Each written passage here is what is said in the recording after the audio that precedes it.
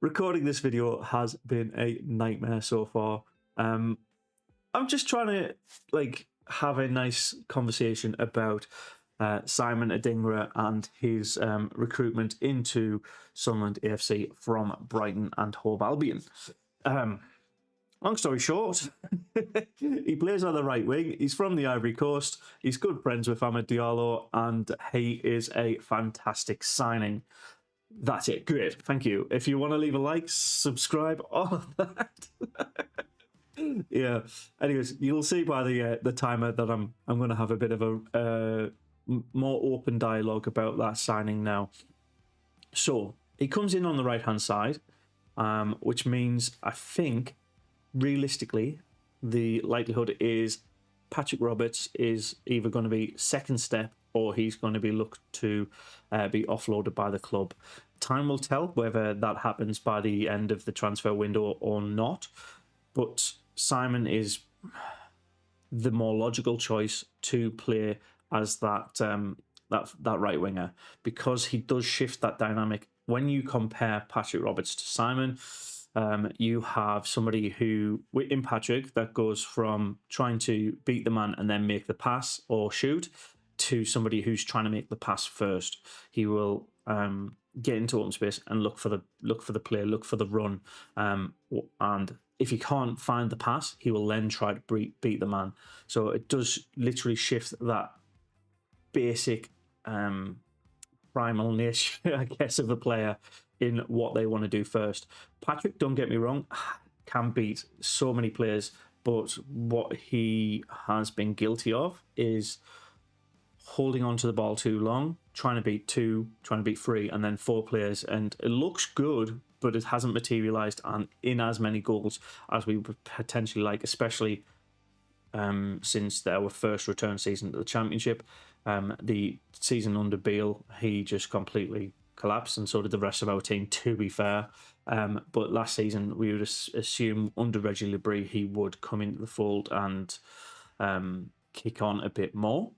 No, don't get me wrong, he was selected for the vast majority of games, so he is in favour still, but I think that's a little bit out of lack of competition for that right wing position. So he's had that in his pocket the entire time. Now that Simon's come in there, I think he does bypass him pretty much from day one, just on pure experience, talent, and attitude.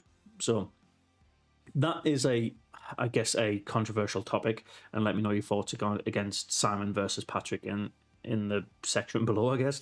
And secondly, for me, he also does break the mold in that our entire squad, with the exception of Simon, is a complete unknown to every single Premier League player. From a tactical standpoint under Reggie Labrie, from where they are with their current development, there's just a lot of information that the rest of these clubs will not have about our squad and how we're set up, because they're so fresh to the league. Yes, you can watch somebody's highlights. Yes, you can watch the preseason. You can see training, because that's all broadcast and you can see that, but you don't know how that person speaks to you when you're coming up against them on the pitch. You don't know how much grit and determination they're going to have on each individual day.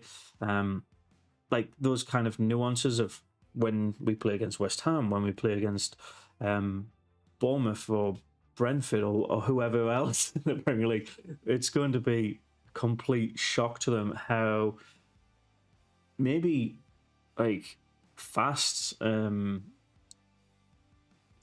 don't know. Can you remember when Wolverhampton Wanderers came up into the league and they had a pretty much an entire Portuguese squad, and that just, I think, really with Adama Traore kind of dominated that kind of, as I say, 2018 to COVID era, and nobody really knew how to take them. And now they're a little bit further on in that journey, but they were essentially a dark horse in that the play style was kind of known, but not really how each individual player would gel on the pitch.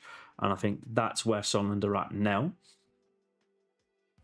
Yeah, I think that kind of covers it. I think I've gone around the houses.